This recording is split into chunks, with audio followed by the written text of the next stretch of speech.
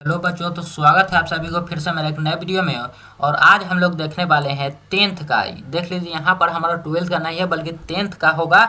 और हिंदी के सभी चैप्टर को हम लोग देखने वाले, एक महीने में पूरे चैप्टर को खत्म करना है। डेली एक एक चैप्टर को हमको खत्म करना है। तो और यहाँ पर देखिए, फर्स्ट नंबर चैप्टर है हमारा श्रम विभाजन और जाति प्रथा। श्रम विभाजन और जाति प्रथा, जिसके लेखक डॉक्टर भीमराव अम्बेडकर जी।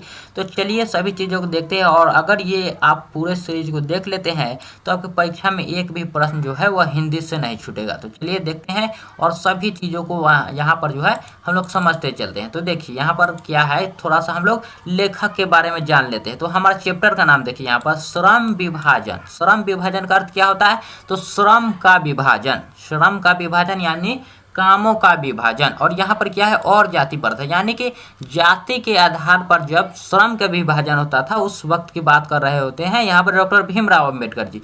और उनके खिलाफ थे वह, जो यहाँ पर जाति होती है, जैसे कि जो लोहार है तो उन्हें केवल लोहा का काम करना है, जो सोनार है उन्हें केवल सोना का ही काम करना है। इस प्रकार से उस वक्त जो है वह श्रम का विभाजन होता था। तो उसी के खिलाफ थे डॉक्टर भीमराव अम्बेडकर जी। वो कहते थे जिसको जिस प्रकार रुचि है वह वही काम करेगा, नहीं तो उसकी जो आर्थिक वृद्धि है वो हो ही नहीं पाएगी। और यहाँ पर देखिए इनके बारे में जरा सा जान लेते हैं। श्रम विभाजन और जाति प्रथा के लेखक कौन है? तो वह है हमारे बाबा साहेब डॉक्टर भीमराव अम्बेडकर जी, जिन्हें संविधान के जनक के भी नाम से जाना जाता है। संविधान के जनक के भी नाम से जाना जाता है, जिनका जन्म हुआ था 14 अप्रैल 1891 ईस्वी में। 14 अप्रैल 1891 में। और कहाँ हुआ था? तो मध्य प्रदेश के महू गांव में। याद रखिए, मध्य प्रदेश के महू गांव में, वो भी एक दलित परिवार में। याद रखिएगा, उनका जो जन्म हुआ है महार जाति के दलित परिवार में हुआ है। और इनका निधन यानी कि मृत्यु हो गया था 1956 ईस्वी में। कहाँ पर? तो दिल्ली में। 1956 में यहाँ पर दिल्ली में उनका मृत्यु हो गया था। और यहाँ पर देखिए कि जो श्रम विभाजन और जाति प्रथा है, इसकी विधा क्या है, यह क्या है?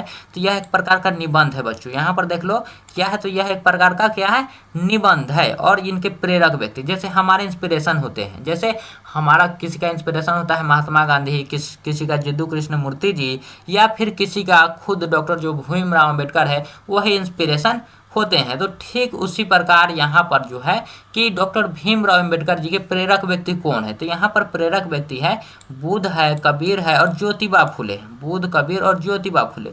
और तीनों ही एक महान व्यक्ति है, आपको मालूम होगा, तीनों ही जो है वो महान व्यक्ति है।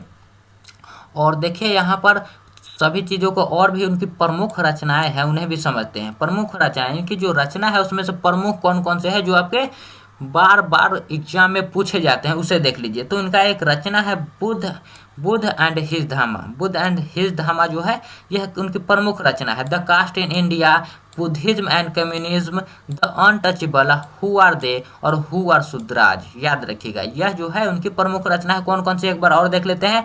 Buddha and his Dhamma, the caste in India, Buddhism and communism, the untouchable, who are they और क्या है, हु आर शूद्राज। यह जो है उनकी प्रमुख रचना है। और बस एक और आपको की फ्रेम इनके बारे में जान लेना है कि श्रम विभाजन और जाति प्रथा जो है वह कहाँ से लिया गया है? तो यह लिया गया है एनिहिलेशन ऑफ कास्ट भाषण से लिया गया है। एनिहिलेशन ऑफ कास्ट भाषण से लिया गया है, जिसका हिंदी में रूपांतरण करने वाले हैं कौन? तो ललाई सिंह यादव जी। कौन है? तो ललाई सिंह यादव ने इन्हें हिंदी में क्या किया, हिंदी में रूपांतरण किया है। क्योंकि एनिहिलेशन ऑफ कास्ट नाम से ही मालूम चल रहा है कि यह जो भाषण है यह इंग्लिश में है, और इसी को हिंदी में रूपांतरण किया है ललाई सिंह यादव जी ने। तो चलिए अब हम लोग देखते हैं अब क्वेश्चन को, ताकि और इसकी फ्रेम को जानने के बाद यह जो क्वेश्चन है आपको जरा सा आसान लगने लगेगा। तो चलिए देखते हैं अब हमारा क्वेश्चन क्या है। अब क्वेश्चन के ऊपर बढ़ते हैं। तो देखिए हमारा फर्स्ट नंबर क्वेश्चन क्या है कि श्रम विभाजन और जाति प्रथा के लेखक कौन है? तो ऊपर ही हमने देखा था कि श्रम विभाजन और जाति प्रथा के जो लेखक है वो है हमारे भीमराव अंबेडकर जी। कौन है? तो भीमराव अंबेडकर जी यहाँ पर उसके लेखक है।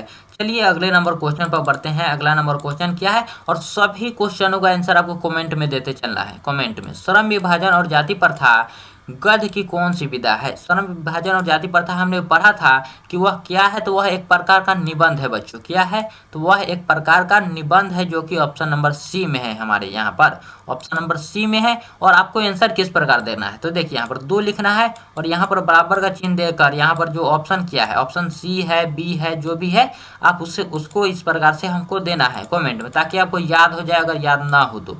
देखिए भारत में बेरोजगारी का मुख्य कारण है, तो डॉक्टर भीमराव अम्बेडकर जी कहते हैं कि बेरोजगारी का मुख्य कारण ही है जाति प्रथा, क्योंकि जाति प्रथा जो है वह मनुष्यों को जाति के आधार पर बांट देता है कि जो कुम्हार है वह घड़ा बनाएगा, जो लोहार है वह केवल जो लोहा का काम होता है वही करेगा। लेकिन अगर व्यक्ति जो है अपने रुचि के आधार पर काम करने लगे, कि कोई भी व्यक्ति चाहे जिस समाज से आता हो, जिस जाति से आता हो, वह कोई भी काम करने की उन्हें अनुमति हो, तो वह किसी भी काम को विकासशील बना सकता है, क्योंकि उसमें उसे रुचि होगी। वह बिना रुचि के नहीं कर सकता है। लेकिन उस वक्त होता क्या था कि मनुष्य को गर्भ में यानी कि जन्म से पहले ही यह जान लिया जाता है कि अगर वह लोहार है तो वह केवल लोहा का ही काम करेगा। उस वक्त यह होता था। तो चलिए अगले नंबर क्वेश्चन पर बढ़ते हैं। अगला नंबर क्वेश्चन क्या है, और देखिए बाबा साहेब अम्बेडकर का जन्म किस राज्य में हुआ था। तो हमने ऊपर ही देखा था क्या कि बाबा साहेब भीमराव अम्बेडकर का जन्म जो है वह मध्य प्रदेश के महू गांव में हुआ था, जो कि एक दलित परिवार में हुआ था। जाति पूछे तो महार जाति।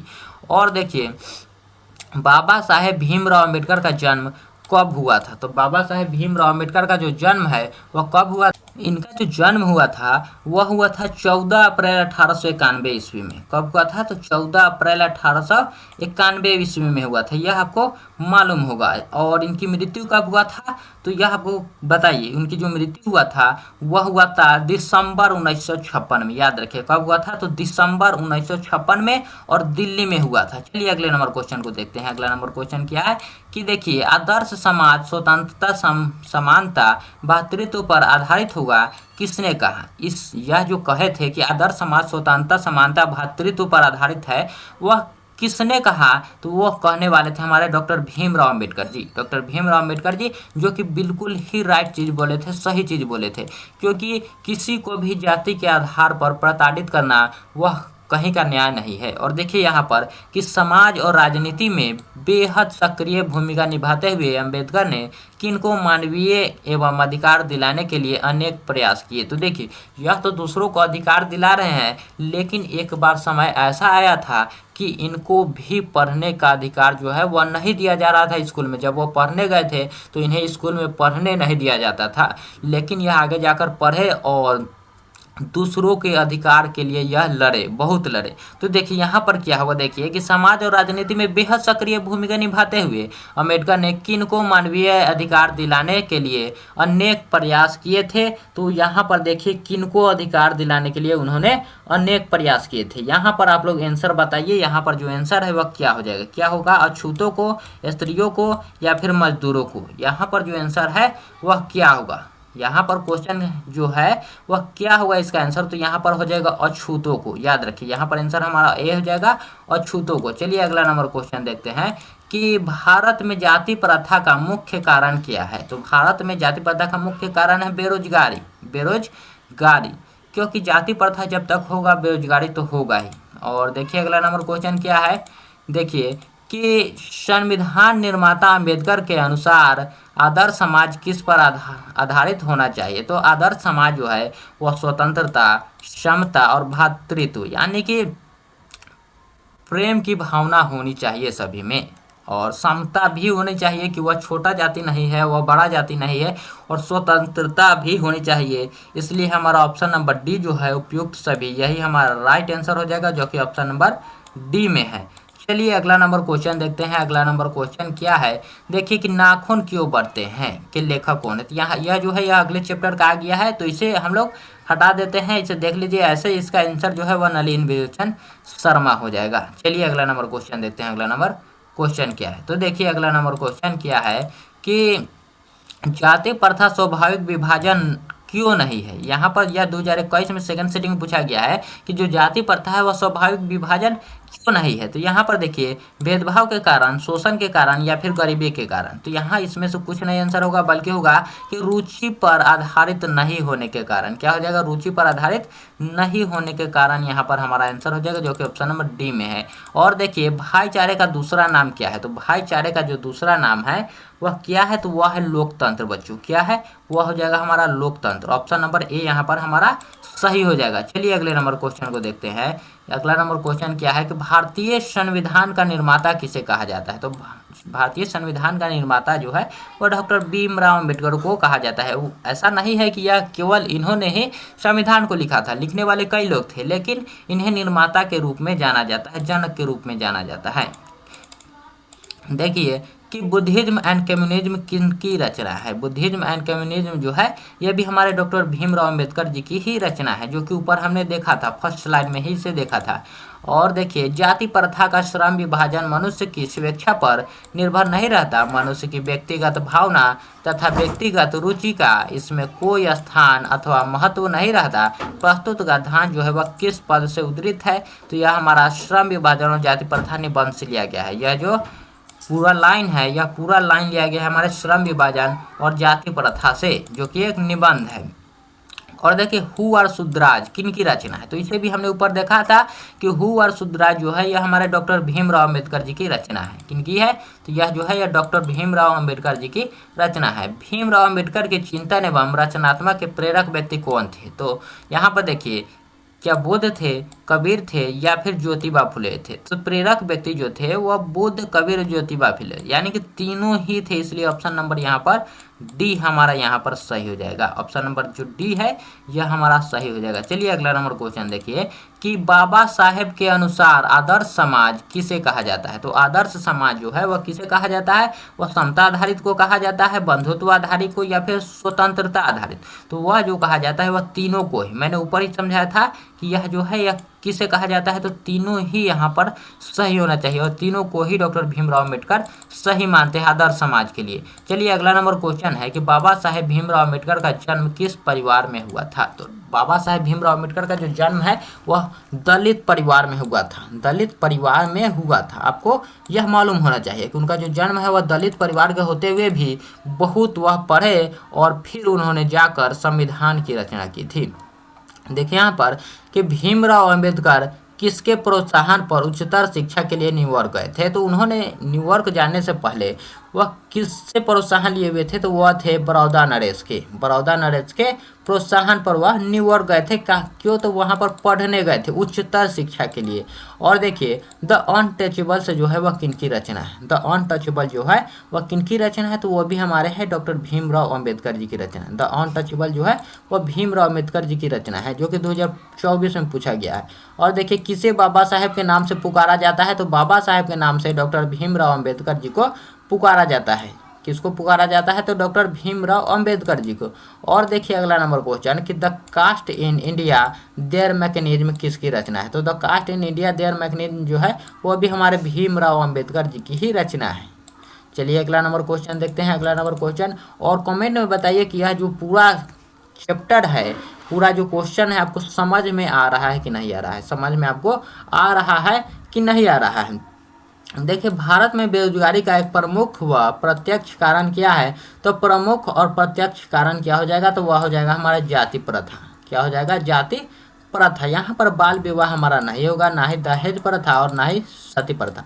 सती प्रथा और दहेज प्रथा और बाल विवाह के बारे में आपको मालूम है कि नहीं, एक बार आप बताइए। तो देखिए यहाँ पर जो सती प्रथा होता था, सती प्रथा क्या होता था कि जब भी किसी स्त्री का पति मर जाता था तो उस स्त्री को भी उसी चिता के साथ उसे जिंदा जला दिया जाता था, उसी चिता के साथ उसे जिंदा जला दिया जाता था। और दहेज प्रथा, दहेज प्रथा क्या है, तो वह जो है एक लड़का जो है वह लड़की से शादी करने के दौरान लेता है, जो कि एक बहुत बुरी बात है। और यहाँ पर देखिए बाल विवाह हो तो आपको मालूम ही होगा कि पहले जो था वह बच्चे में ही लोगों का शादी कर दिया जाता था, बच्चे में ही लोगों का शादी कर दिया जाता था। और खुद डॉक्टर भीमराव अम्बेडकर का ही जन्म हुआ था उनके मैट्रिक पढ़ने से पहले ही, मैट्रिक एग्जाम देने से पहले ही उनका शादी हो गया था डॉक्टर भीमराव अम्बेडकर जी का, याद रखिएगा। चलिए अगले नंबर क्वेश्चन पर बढ़ते हैं। अगला नंबर क्वेश्चन क्या है कि जाति प्रथा स्वाभाविक विभाजन नहीं है, क्यों। तो जाति प्रथा जो है स्वाभाविक विभाजन क्यों नहीं है, क्योंकि क्या यह रुचि पर आधारित होने के कारण, तो यह तो बिल्कुल हमारा नहीं होगा। रुचि पर आधारित नहीं होने के कारण यह हमारा सही हो जाएगा। भेदभाव का कारण तो यहाँ पर होगा नहीं, और शोषण के कारण यह नहीं होगा। रुचि पर आधारित नहीं होने के कारण यही हमारा होगा, विभाजन नहीं है। क्यों? जाति प्रथा स्वाभाविक विभाजन नहीं है। क्यों? क्योंकि यह जो है यह रुचि पर आधारित नहीं होता है, यह उसके जन्म पर आधारित होता है, इसके लिए। चलिए अगला नंबर क्वेश्चन देखिए कि आधुनिक सभ्य समाज श्रम विभाजन की आवश्यकता क्यों मानता है? तो श्रम विभाजन की आवश्यकता मानता है क्यों? कार्य कुशलता के लिए। उन्हें लगता है कि इससे जो है वह काम जो है वह आसान हो जाता है। जो है उन्हें लगता है कि यह जो काम है उससे आसान हो जाता है कार्य कुशलता के लिए। चलिए अगला नंबर क्वेश्चन क्या है कि श्रम विभाजन और जाति प्रथा पाठ बाबा साहेब के किस भाषण का संपादित अंश है? तो यह लिया गया है एनिहिलेशन ऑफ कास्ट से, जिसके हिंदी में रूपांतरण करने वाले हमारे ललाई सिंह यादव जी। ललाई सिंह यादव ने इसे हिंदी में रूपांतरित किया है। चलिए अगला नंबर क्वेश्चन देखिए। अगला नंबर क्वेश्चन क्या है देखिए कि जाति प्रथा श्रम विभाजन के साथ साथ किसका रूप लिए हुए है? तो जाति प्रथा जो है वह श्रम विभाजन के साथ साथ किसका रूप लिए हुए है, यही हमसे पूछा जा रहा है। तो क्या वह स्वतंत्रता का लिया हुआ है? तो नहीं हो जाएगा। भातृत्व का, यहाँ पर देखिए श्रमिक विभाजन का, या फिर इनमें से कोई नहीं। तो यहाँ पर जो जाति प्रथा है वह श्रमिक विभाजन का रूप लिया हुआ है। क्या है? जाति प्रथा और श्रम विभाजन के साथ साथ किसका रूप लिया हुआ है? यहाँ पर श्रम विभाजन के साथ साथ पूछा जा रहा है। श्रम विभाजन के साथ साथ यहाँ पर पूछा जा रहा है, जो कि यहाँ पर जो है आंसर किया होगा। यह देखिए यहाँ पर आपका जो है वह आंसर किया होगा। और याद रखिएगा कि सभी का आंसर जो है वह आपको कमेंट में देते चलना है। यहाँ पर तो हमारा ऑप्शन नंबर सी हो जाएगा। चलिए अगला नंबर क्वेश्चन क्या है, अगला नंबर क्वेश्चन पर बढ़ते हैं हम लोग।